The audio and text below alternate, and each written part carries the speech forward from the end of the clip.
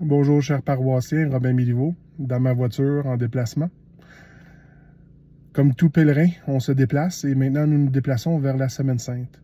Après la rencontre avec le Christ dans le face-à-face la semaine dernière, cette semaine, nous sommes invités à l'accueillir avec grande joie. Ces fêtes triomphantes, l'arrivée triomphante de Jésus à Jérusalem, mais en même temps, c'est aussi l'annonce de ces derniers moments. La fête des Rameaux va nous rappeler comme quoi que, bien que nous sommes heureux d'accueillir le Christ, un moment difficile s'en vient.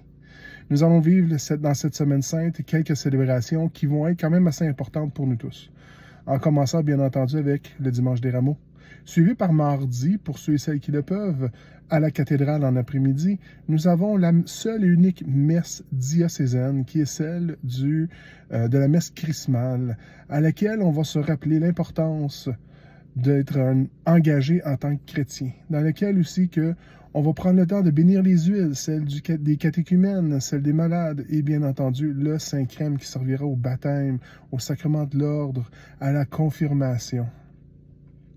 Jeudi Saint, nous allons avoir la scène, le dernier appel de Jésus en tant que leader. Il nous installe, bien entendu, il instaure toute l'Eucharistie et nous montre ça veut dire quoi être un leader. Être un leader, c'est être au service des gens.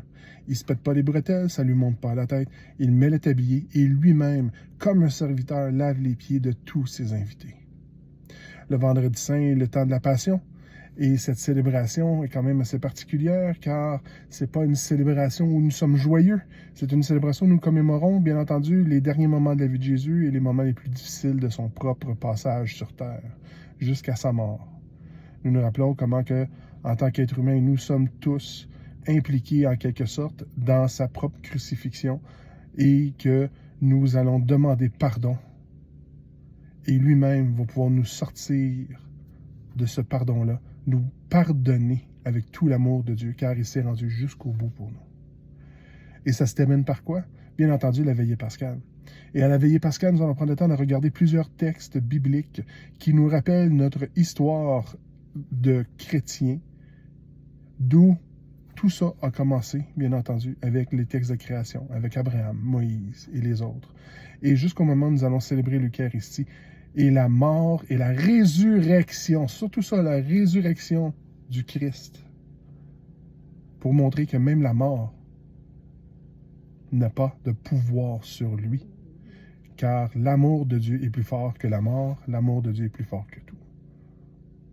Et on pourrait dire qu'on termine la Semaine Sainte avec le dimanche de Pâques, où nous célébrons tous Pâques ensemble. Encore là, n'oublions pas, tous les dimanches, on célèbre Pâques. Nous célébrons mort et résurrection du Christ. À tous les dimanches. Mais la Semaine Sainte, c'est un petit peu plus particulier. Donc, je vous invite à entrer en Semaine Sainte avec ce dimanche des Rameaux et à participer à l'une, l'autre ou toutes les célébrations si ça vous tente, toujours avec un cœur ouvert à l'amour miséricordieux de Dieu et à voir dans l'esprit que Jésus a entrepris ces dernières démarches-là, ces dernières démarches de sa vie sur Terre, parce qu'il nous aime, parce qu'il nous accompagne, parce qu'il croit en nous et en l'humanité, et qui veut montrer que avoir lui comme exemple dans notre vie, c'est avoir une garantie d'amour éternel de Dieu. Bonne Semaine Sainte.